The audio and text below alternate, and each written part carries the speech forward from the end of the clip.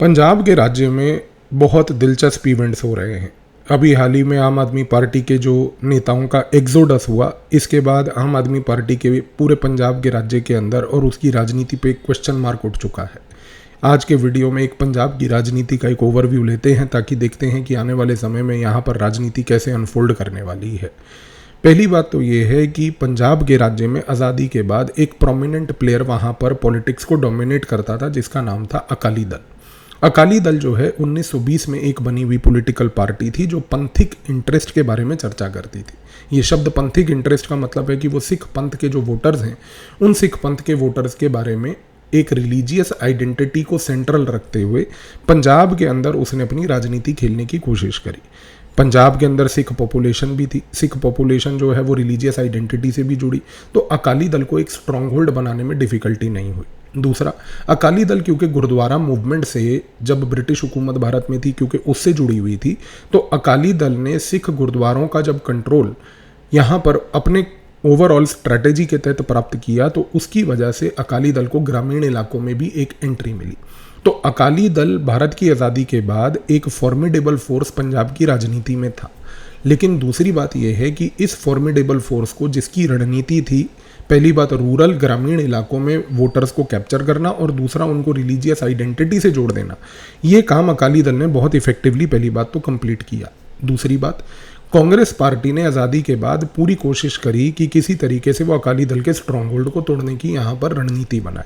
इस कॉन्टेक्स्ट में पंजाब के अंदर कांग्रेस ने पहली बात तो राजा महाराजा जो पंजाब के अलग अलग स्थानों पर थे, पटियाला का, इसके साथ साथ अपना जलंधर और जितने भी ये छोटे राज्य थे, रोपड़ वगैरह, यहाँ पर जितने भी राजा महाराजा जो हुआ करते थे, उनको पहली बात तो एकजुट करके और यहाँ पर एक पैन पंजाब अप्रोच के तहत एक आइडेंटिटी बनाने की कांग्रेस पार्टी ने कोशिश करी। अब कांग्रेस पार्टी के पास क्योंकि एक वाइड वोटर बेस था जिसको वो केटर कर रहे थे, प्लस यहाँ पर राजा महाराजा होने के साथ साथ उनके पास एक स्टेडी फ्लो ऑफ इनकम भी थी, जिसके तहत वो यहाँ पर जो है पंजाब के अंदर अपनी स्थान बनाने की कोशिश कर रहे थे। तो एक चीज़ स्पष्ट हो गई कि पंजाब की राजनीति 1960 से बाइपोलर होनी चालू हो गई, यानी कि दो पार्टियों के बीच में हमेशा कंपटीशन रहता था, एक जगह पर अकाली दल और दूसरी जगह पर कांग्रेस। 1960 के आसपास, 70 के आसपास पंजाब के अंदर एक थर्ड फोर्स जो है वो भी ग्रेजुअली इमर्ज हुआ, जिसका नाम था भारतीय जनसंघ। भारतीय जनसंघ जो है वो क्योंकि विचारधारा में कांग्रेस के विपरीत था, तो जाहिर सी बात है उन्होंने अकाली दल के साथ अपनी पार्टनरशिप एक्सप्लोर करी। अकाली दल का भारतीय जनसंघ पहली बात तो एक जूनियर पार्टनर बना। अब अकाली दल जो है उसके पास देखिए ऑलरेडी पंथिक वोट बैंक था, उसके पास ऑलरेडी ग्रामीण इलाकों में प्रेजेंस था, और 1960s में ग्रीन रेवोल्यूशन, हरित क्रांति के बाद पूरा का पूरा पंजाब के अंदर जो कोऑपरेटिव सेक्टर इमर्ज हुआ, वहाँ पर उस पर्टिकुलर एरिया में जहाँ पर लैंड रिफॉर्म्स, जहाँ पर सबसे बड़ी बात ग्रीन रेवोल्यूशन के तहत एग्रेरियन स्ट्रक्चर्स को क्रिएट करना, इस पूरे एरिया में अकाली दल ने अपना होल्ड बनाया। तो अकाली दल का जो वोट बैंक है वो हरित क्रांति के बाद और एक्सपैंड हुआ, और अकाली दल के इस वोट बैंक के साथ भारतीय जनसंघ जब जुड़ा तो भारतीय जनसंघ ने अर्बन एरियाज के अर्बन हिंदू वोटर्स को साथ में यहाँ पर अकाली दल के वो लेकर आए। एक चीज तो स्पष्ट हो गई कि अकाली दल, भारतीय जनसंघ का जो फॉर्मिडेबल फोर्स यहाँ पर इवेंचुअली इमर्ज हुआ, उस फॉर्मिडेबल फोर्स में कहीं ना कहीं कांग्रेस पार्टी को एक इंटेंसिव कंपटीशन झेलने की यहाँ पर कोशिश मिली। लेकिन 1970 से लेकर 1990 के 2 से 3 दशक तक पूरे पंजाब के राज्य में खालिस्तान टेररिज्म की प्रॉब्लम हुई। अब खालिस्तान टेररिज्म की प्रॉब्लम के टाइम पर भी सरकारें जो हैं वो या तो अकाली दल की होती थी या कांग्रेस की होती थी, लेकिन खालिस्तान टेररिज्म की वजह से पहली बात पंजाब के हर एक घर में कहीं ना कहीं किसी न किसी व्यक्ति ने अपनी जान खोई। दूसरी सबसे बड़ी बात, पंजाब के अंदर खालिस्तान टेररिज्म की वजह से एक तो अनएम्प्लॉयमेंट लेवल बहुत अग्रेसिवली बढ़ गया, कोई इंडस्ट्री वहाँ पर इस्टेब्लिश नहीं हो पाई। तीसरी चीज़ पंजाब के अंदर जो है 1990 तक अगर हम देखें तो जब खालिस्तान टेररिज्म खत्म हुआ, जब पॉपुलेशन चाहती थी कि अब उसको एक हीलिंग टच दिया जाए, उस समय वो हीलिंग टच ना तो कांग्रेस ने ना अकाली दल ने दिया।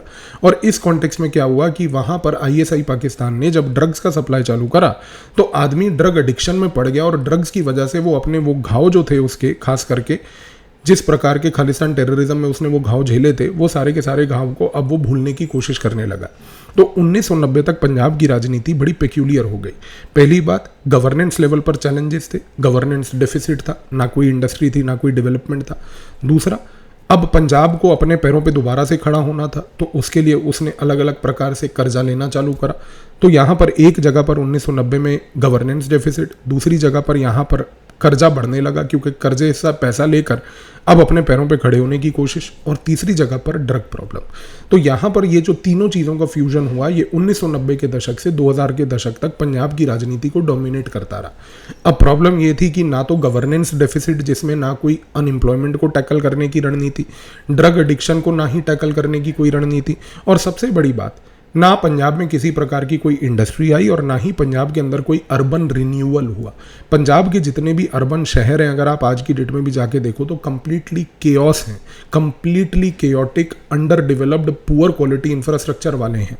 सिर्फ 4-5 बड़ी बड़ी बिल्डिंगें और 2-4 होटल क्रिएट कर देने से शाइन नहीं आ जाती किसी भी एरिया में। अर्बन रिन्यूअल एक फिलॉसफी है जो पंजाब के अंदर कंप्लीटली वैनिश्ड है।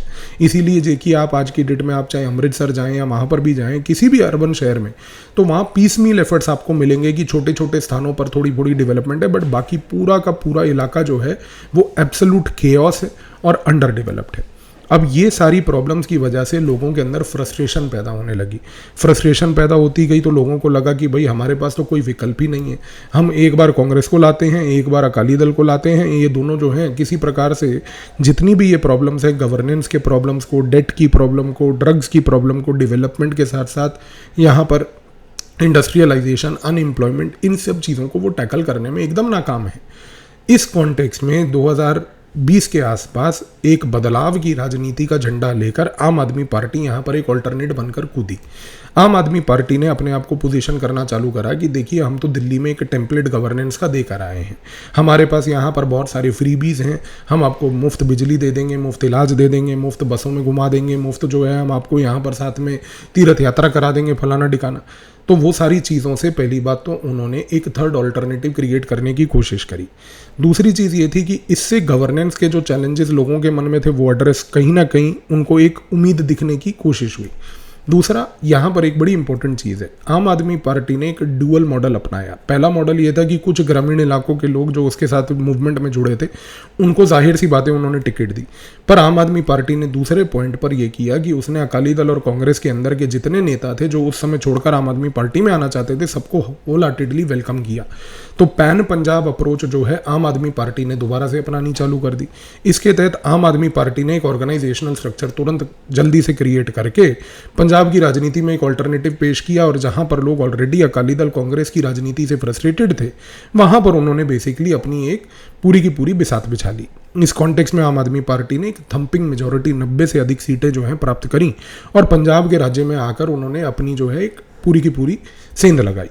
अब पंजाब के अंदर आम आदमी पार्टी के आने के बाद सबसे बड़ी प्रॉब्लम ये हुई कि उनकी जो सो कॉल्ड एंटी करप्शन की इमेज थी वो कहीं ना कहीं डेंट हुई, क्योंकि बहुत सारे उनके मंत्री पकड़े भी गए, जिनको पार्टी ने खुद भी रिजाइन करवाया।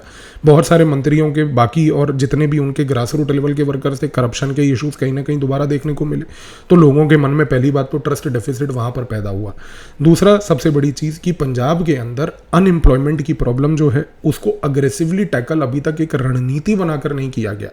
आज की डेट में पंजाब सरकार एक पीआर सरकार बहुत अच्छे से काम करती है। वो पब्लिक रिलेशंस को ऐसे हैंडल करती है कि भाई हर जगह वो यूँ फोटोएं लगा रखी हैं पूरे पंजाब के राज्य में, और फोटोओं में अक्सर ये दिखाया जाता है 2000 नौकरियां, 3000 नौकरियां। भाई पंजाब के राज्य में 2-3-4 हज़ार नौकरियों से गेम नहीं बनेगा। ये तो पीस मील एफर्ट्स जो हैं, इससे अनएम्प्लॉयमेंट की प्रॉब्लम टैकल नहीं होने वाली है। पंजाब का यूथ यदि आज की डेट में पंजाब को छोड़कर अगर बाहर दूसरे राज्यों से लेकर दूसरे देशों तक अगर वो भाग रहा है, तो ये एक सिस्टेमिक फेलियर है। उसको एड्रेस करने के लिए अभी तक कोई यहाँ पर पॉलिसी और रणनीति दोनों चीज़ें नहीं है। तीसरी चीज़, ड्रग प्रॉब्लम किसी तरीके से ख़त्म नहीं होती हुई दिख रही। ड्रग प्रॉब्लम के ऊपर छापे जरूर मारे जाते हैं, सिक्योरिटी ऑपरेशंस जरूर किए जाते हैं, लेकिन ड्रग प्रॉब्लम में पंजाब के अंदर सबसे बड़ी इशू ये है इस मोमेंट पर कि ड्रग्स अब परकोलेट कर चुके हैं ग्रामीण इलाकों तक, और ड्रग्स आज की डेट में क्रिमिनल गैंग्स के थ्रू सप्लाई किए जाते हैं। तो ड्रग्स की एक सप्लाई चेन इस प्रकार की मजबूत हो चुकी है कि जिसको तोड़ने के लिए अभी बहुत ज़्यादा एफर्ट की आवश्यकता है। तीसरी चीज़, पंजाब का कर्जा दिन प्रतिदिन बढ़ता जा रहा है। कर्जा इतना बढ़ता जा रहा है कि कई बार तो कई सरकारी महकमों में सरकार को सैलरी देने के तक पैसे नहीं होते। इस कॉन्टेक्स्ट में ये कहना गलत नहीं होगा कि जो पंजाब के लोगों ने जिस बदलाव को सोचकर पहली बात आम आदमी पार्टी को वो लेकर आए थे, वो इशूज़ पार्शली एड्रेस हुए, फुल्ली एड्रेस नहीं हुए। अब इस कॉन्टेक्स्ट में पंजाब की राजनीति में ऑलरेडी लोगों के अंदर फ्रस्ट्रेशन भरपूर है। अब एक फ्रस्ट्रेशन का कारण और है कि जब से केजरीवाल एंड उसकी पार्टी दिल्ली से हारी, उसके बाद उन्होंने अपना ठिकाना चंडीगढ़ शिफ्ट करके पूरे पंजाब के राज्य को अब कंट्रोल करने की एक रणनीति बना ली।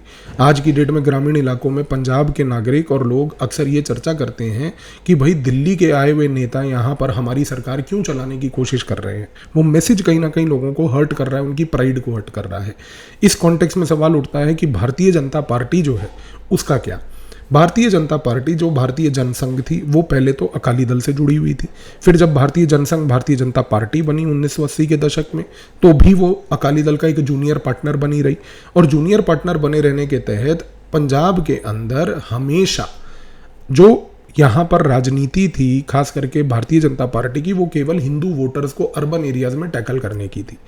अब 2021 में जब फार्म लॉज आए, उन फार्म लॉज की वजह से अकाली दल और बीजेपी के बीच में एक फूट पैदा हुई और अकाली दल और बीजेपी सेपरेट हो गए।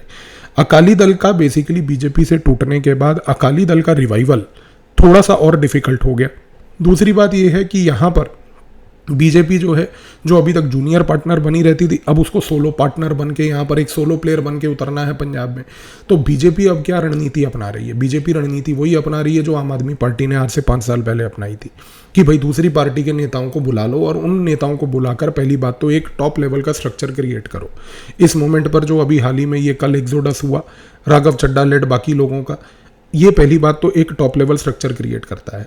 एक चीज़ याद रखिए कि कोई भी नेता जब अपनी एक पार्टी छोड़ के दूसरी पार्टी में जाता है, अब वो किसी भी कारण से जाए, यहाँ पर याद रखिए कि वो सिर्फ नेता नहीं जाता, वो अपने साथ अपने ग्रास रूट वर्कर्स और उसका जो पूरा एक हायरार्की बनी होती है राजनीति में स्टेट लेवल की, उनको भी वो साथ में शिफ्ट करता है। इस कॉन्टेक्स्ट में बीजेपी को पहली बात तो एक ऑर्गेनाइजेशनल लेवल का स्ट्रक्चर सिर्फ टॉप लेवल पर नहीं बल्कि नीचे के लेवल पर भी ग्रामीण वर्कर्स का भी मिलेगा अब इन नेताओं के आने से। दूसरी चीज़ क्या है, भारतीय जनता पार्टी इस मोमेंट पर एक बड़ा यूनिक एक्सपेरिमेंट सोशल लेवल पर पंजाब में कर रही है। पंजाब के अंदर 30 से 35%, 30-35% पॉपुलेशन जो है वो रविदासिया कम्युनिटी यानी कि शेड्यूल कास्ट कम्युनिटी की है। ये जो शेड्यूल कास्ट कम्युनिटी है, खैर एक दिलचस्प पॉइंट मैं बताना चाहता हूँ जो कभी किसी सेपरेट वीडियो का विषय है यदि आप चाहें। पंजाब में सिखिज्म है, सिख जो धर्म है उसमें कास्ट सिस्टम को नहीं माना जाता।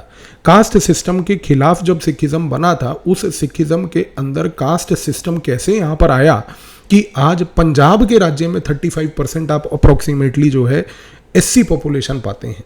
इस पैराडॉक्स को कभी सोच के देखिएगा और अगर चाहें तो एक सेपरेट वीडियो में इसके बारे में चर्चा करेंगे, कमेंट में लिख दीजिएगा। यहाँ पर पंजाब के अंदर जो 30-35% रविदासिया यानी कि शेड्यूल कास्ट कम्युनिटी है, भारतीय जनता पार्टी का फोकस आज की डेट में इस कम्युनिटी पर है। उसके दो कारण हैं। पहला, रविदासिया कम्युनिटी यानी कि शेड्यूल कास्ट कम्युनिटी कभी भी यूनिफाइड तरीके से उन्होंने वोट किसी सिंगल पार्टी को नहीं किया है। ये 30-35% की जो पॉपुलेशन है ये कभी अकालियों के साथ वोट करती है, कभी इसके अंदर के कुछ लोग कांग्रेस से भी जुड़ते हैं और कुछ लोग जो है आम आदमी पार्टी को भी उन्होंने रिसेंटली वोट दिया है। बीजेपी चाहती है कि अब ये सारे के सारे यूनाइट होकर एन मास बीजेपी को वोट करें। क्यों? क्योंकि यहाँ पर बीजेपी जानती है कि किसी भी राज्य में आपको अगर चुनाव जीतना है तो आप 40% पॉपुलेशन का वोट यदि प्राप्त कर लेते हैं तो सरकार कंफर्टेबली बन जाती है। अब 30-35% अगर यहाँ पर यूनिटी एससी कम्युनिटी में आ जाए, इस एससी कम्युनिटी की यूनिटी प्लस जो urban Hindu voters already BJP के हैं वो अगर जुड़ जाएं और साथ में बीजेपी इस मोमेंट पर डोर टू डोर कैंपेन जो कर रही है, जिस कैंपेन के तहत वो ये कोशिश कर रही है कि बाकी जितने रूरल वोटर्स हैं अगर उसमें से 2 से 3% भी थोड़े से कांग्रेस के, थोड़े से अकालियों के और थोड़े से खास करके आम आदमी पार्टी के वोटर्स को हम खींच लें अपने पास, तो 44-45% के वोट बैंक को हम लोग आराम से कैप्चर कर सकते हैं। अब ये कर पाएंगे या नहीं, ये तो जाहिर सी बात है कि आगे आने वाले समय में ही पता चलेगा, क्योंकि बीजेपी की पूरी रणनीति इस मोमेंट पर डेफिनेटली इस कम्युनिटी को कोट करने में लगी हुई है। दूसरी चीज़, बीजेपी के लिए इस मोमेंट पर पंजाब में एक बहुत बड़ा चैलेंज है। चैलेंज ये है कि अगर आप देखो, कांग्रेस हमेशा से पहली बात तो एक तरीके से सिख चीफ मिनिस्टर लेके आती थी। दूसरा, अकाली दल क्योंकि पंथिक पार्टी थी, सिख फेस हमेशा होता था। आम आदमी पार्टी ने भी चलिए एक सिख फेस ले आए। बीजेपी के पास इस मोमेंट पर कोई प्रोमिनेंट सिख फेस नहीं है। अभी हाल ही में एडवोकेट एच.एस. फुल्का ने ज्वाइन किया था, पर उम्र हो चुकी है, उनको ग्रामीण इलाकों में लोग और पूरे पंजाब के अंदर उनकी acceptability as a mass leader वैसी नहीं है। तो बीजेपी क्या अगले 5 से 6 महीने में ये मैजिक कर सकती है कि वो एक सिख फेस के थ्रू इलेक्शन कैंपेन को ड्राइव करे, जिससे कि इमोशनल लेवल पर लोगों में मास मोबिलाइजेशन होने के टाइम पर ये कनेक्ट इस्टेब्लिश हो जाए कि ये Sikh face is equal to BJP. पहली बात। दूसरी बात, बीजेपी इस मोमेंट पर एज अ सोलो प्लेयर कहीं ना कहीं ट्रस्ट बिल्ड करने की कोशिश पंजाब में कर रही है। एक चीज़ स्पष्ट है कि इस बार पंजाब के आने वाले अपकमिंग चुनाव में हम 2-3 बड़े पेक्यूलियर ट्रेंड्स देखेंगे। पहला ट्रेंड ये होगा कि खास करके आम आदमी पार्टी जो है, जो पिछले बार चुनाव में 90 से अधिक सीटें लाई थी, वो उस स्टेज पर तो कतई ही नहीं पहुंचने वाली। पीआर आप जितना मर्जी कर लीजिए, देखिए वो सबसे कोई मैटर नहीं करता। लोग वोट आपके पीआर कैंपेन से नहीं करते, वो अपने इमोशनल कनेक्ट से करते हैं। आज परिस्थिति ये है कि कुछ सिफोलॉजिस्ट जो इलेक्शंस को स्टडी करते हैं वो कहते हैं कि आम आदमी पार्टी इस मोमेंट पर आज अप्रैल में 2026 में कहीं ना कहीं 50 सीटों पर है। अब वो 50 सीटों से वो नीचे 30 पे जाती है या 50 से वो 70 पे जाती है, ये अगले 5 महीने 6 महीने की राजनीति बताएगी पंजाब में इन लोगों की। दूसरा सबसे बड़ी बात कि अगर हम ध्यान से ऑब्जर्व करें कांग्रेस पार्टी, उसका तो किसी प्रकार से कतई ही कोई भविष्य पंजाब में इमर्ज होता हुआ नहीं दिखता है। क्यों? क्योंकि यहाँ पर कांग्रेस पार्टी में जितने भी बड़े प्रोमिनेंट लीडर हैं, सबको सिर्फ मुख्यमंत्री बनना है, किसी को पार्टी को पावर में नहीं लाना है। यहाँ पर चन्नी है, उनको अपना मुख्यमंत्री कैंपेन बना के चलाना है। बाजवा है, वो अपना कैंपेन चलाता रहता है। इसके साथ साथ वो रंधावा है, वो अपना कैंपेन चलाता है। राजा वड़िंग है, वो उसको लगता है कि भाई मैं तो मतलब हूँ ही, जमाई चीफ मिनिस्टर हूँ। तो यहाँ पर प्रॉब्लम क्या है कि ये आपसी राजनीति की वजह से इनमें किसी प्रकार की यूनिटी होती नहीं। और खास करके कांग्रेस पार्टी के हाईकमांड को इन सब चीज़ों से कोई दिलचस्पी नहीं। वो तो अपना 11 बजे उठेंगे, छुरी कांटे से पोस्ट टैग यूं करके खाएंगे, फिर उसके बाद वो ट्विटर पे पत्थरबाजी डिजिटल लेवल पर करके राजनीति करें। तो कांग्रेस पार्टी का भविष्य unfortunately kind of question mark ही है। और अगर वो डिक्लाइन करें अपनी पोजीशन में आने वाले समय में, बहुत नेचुरल होगा, वो उस पार्टी का वैसा ही एक आउटलुक है। अकाली दल जिसका टर्मिनल डिक्लाइन हुआ खास करके फार्म लॉज के बाद बीजेपी के छिटकने से, उसका कहीं ना कहीं आप देखेंगे कि थोड़ा बहुत रिवाइवल होगा। इस केस में सबसे पेक्यूलियर ट्रेंड क्या दिखता है? अगर मान लीजिए अकाली दल का रिवाइवल होता है तो वो रिवाइवल दिखेगा खास करके एक ही रीज़न से कि वो आम आदमी पार्टी की सीटें खाएगी। बीजेपी अगर किसी प्रकार का डेंट मारती है, वो डेंट मारेगी आम आदमी पार्टी की सीटों से। कांग्रेस अगर मान लीजिए या तो सेम रहती है, अनलाइकली है, नीचे जाती है, मोर लाइकली है, तो जो कांग्रेस की सीटें होंगी वो या तो अकाली या बीजेपी में ही बटेंगी और इवेंचुअली ओवरऑल सीटें आम आदमी पार्टी की भी नीचे जाएंगी। इस कॉन्टेक्स्ट में अगले 6 महीने पंजाब की राजनीति बड़ी दिलचस्प होने जा रही है, क्योंकि चुनाव आने वाले हैं और चुनाव से पहले यहाँ पर जो ये पॉलिटिकल चर्न चल रहा है, इस पॉलिटिकल चर्न को देखते हैं कि ये कैसे अनफोल्ड होता है। धन्यवाद।